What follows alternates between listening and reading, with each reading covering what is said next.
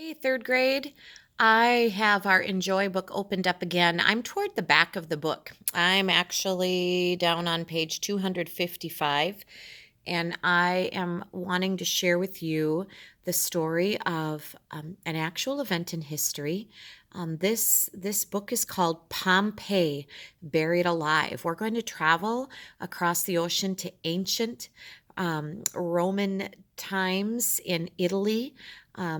A place called Pompeii and the eruption of a volcano that buried an entire city. So, this is an awesome, cool story that really, really happened actually. And I think that you are going to find it very interesting. Pompeii, Buried Alive by Edith Kuhnhart. Chapter 1 The Sleeping Giant. Once there was a town named Pompeii. Near the town there was a mountain named Vesuvius. The people in Pompeii liked living by the mountain. It was a good place to grow grapes. It was a good place to raise sheep, and it looked so peaceful.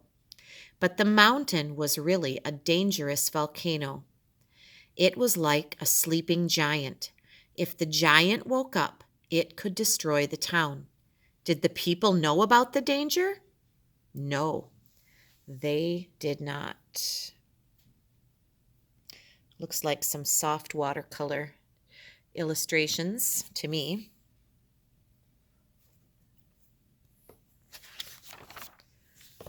And here we have an illustration of the inside of a volcano. It looks almost like a tree, doesn't it? That main kind of middle coming up like a chimney with all those little veins where the lava would come up. A volcano is a special kind of mountain. It has a hole at the top. One day, almost 2,000 years ago, something was happening under Vesuvius. Way down deep, it was very, very hot. It was so hot that rock was melting. As the rock melted, a gas was made. The gas was trying to escape. The gas and the melted rock were mixed together. The mixture was hot and bubbly. The gas was pushing the melted rock up through Vesuvius. The melted rock was about to blast right out the hole at the top. So when pressure builds up in a volcano, and finally that is what will cause it to erupt out the top. There's so much pressure, it just has to come out somewhere. And there is the mountain outside of this town of Pompeii. The day started out the way it always did. The sun rose. People began coming to Pompeii with things to sell. Fishermen were bringing fish. Peddlers were bringing melons and straw hats. Farmers were bringing vegetables. Shepherds were bringing sheep. Carts rumbled through the narrow gates and into town. The noisy carts in the streets woke up the people in the houses. The family who lived in one of the biggest houses was soon busy. The mother went to pray in the courtyard. She put flowers by the statue of a god. The father began to dress. His slave helped him. The children were playing. They were glad it was summer. The slaves in the kitchen were making breakfast. No one in the house knew that something terrible was going to happen.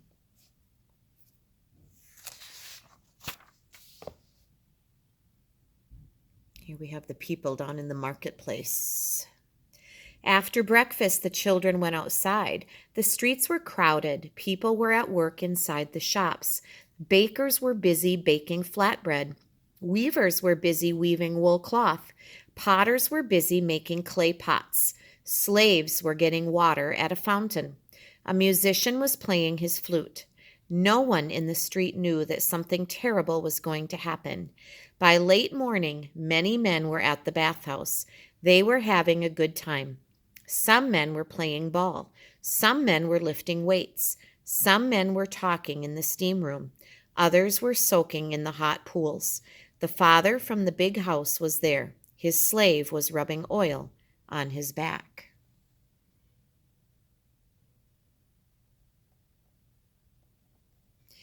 No one at the bathhouse knew that something terrible was going to happen. By noon, the town meeting place was full of people. Some people were looking for things to buy. Some people were talking to their friends. Lawmakers were meeting to make new laws. Visitors were looking at the beautiful buildings. The mother from the big house was there. She was praying in the temple. No one in the town meeting place knew that something terrible was going to happen. So just a normal morning in ancient Pompeii. Now, this was a couple thousand years ago. So obviously the people dressed differently. The buildings looked different.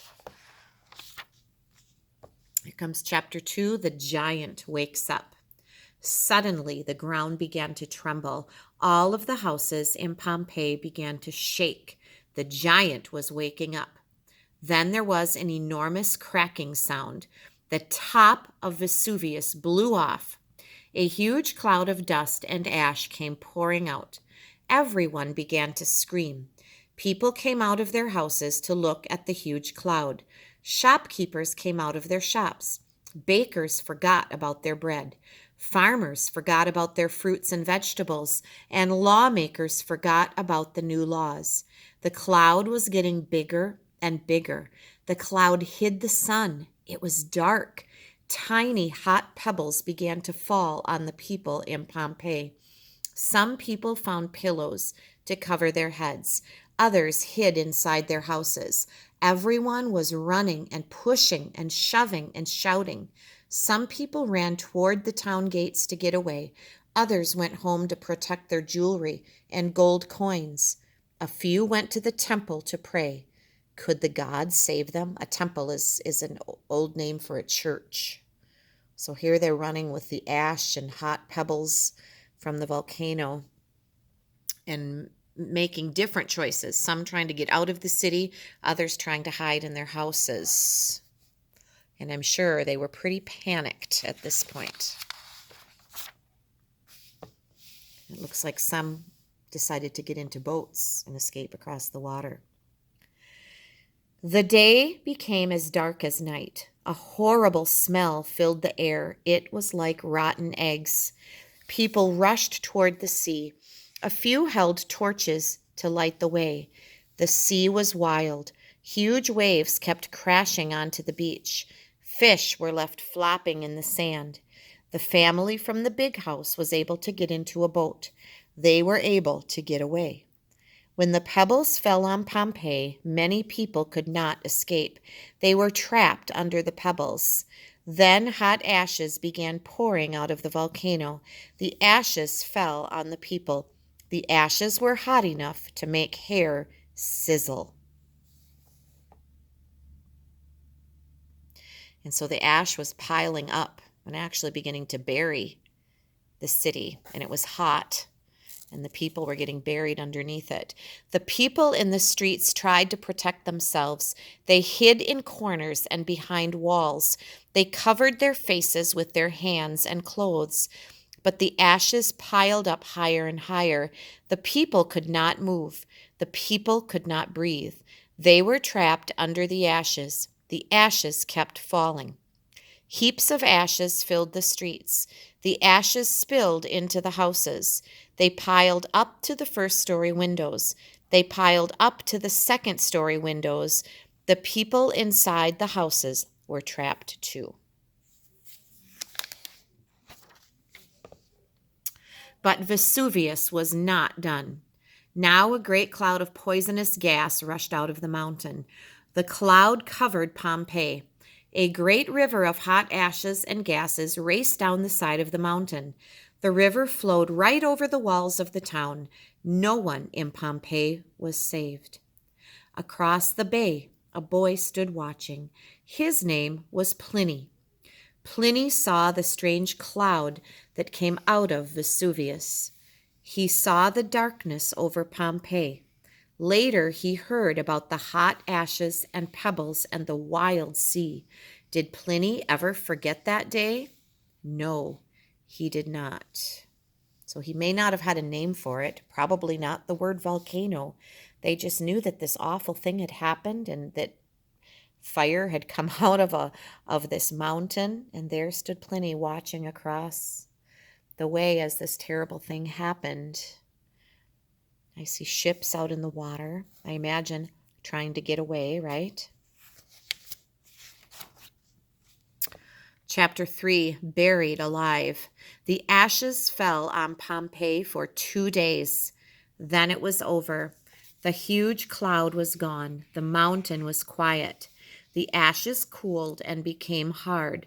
Only the tops of buildings showed above them. The whole town had been buried alive. Some of the people who had left in boats came back. They came to look for their houses. They came to look for their belongings. They came to look for their friends, but everything was sealed under the ashes. Pliny grew up. He became a writer. He wrote about the huge cloud that came out of Vesuvius. He wrote about the volcano that buried Pompeii.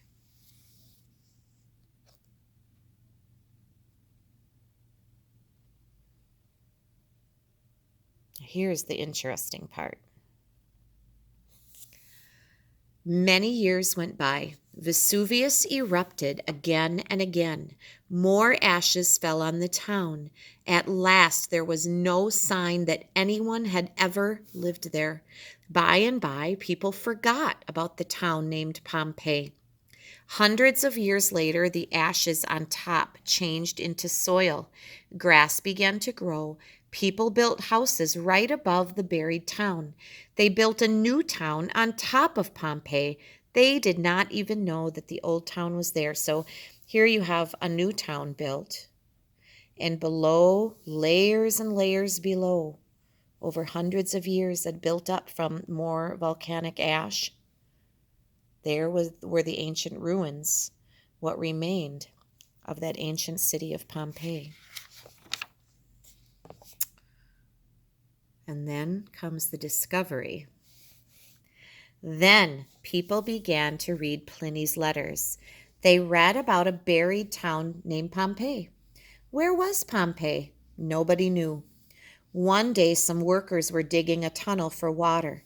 They found pieces of an old wall under the ground, but they did not know that the wall was part of a town. Many years later, more people came to dig in the same place. They found more buildings. Was there a town under the ground? Was it the town Pliny wrote about? Then one of the diggers found a stone. It had a name carved on it. The name was Pompeii. People were very excited. The lost town of Pompeii was right there under their feet.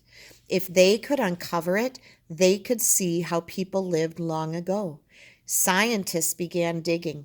They worked slowly and carefully. They used many tools. They brushed away the ashes. They did not want to destroy anything. The scientists found beautiful gold bracelets. They found unbroken eggs. They found pictures made of colored stones.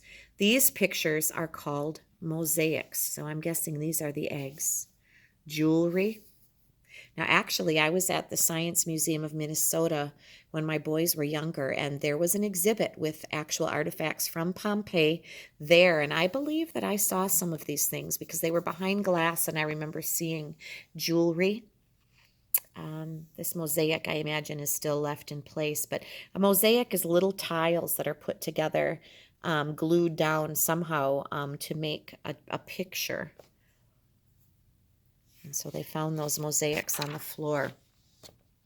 I also, when I saw the Science Museum exhibit, saw the actual remains of humans.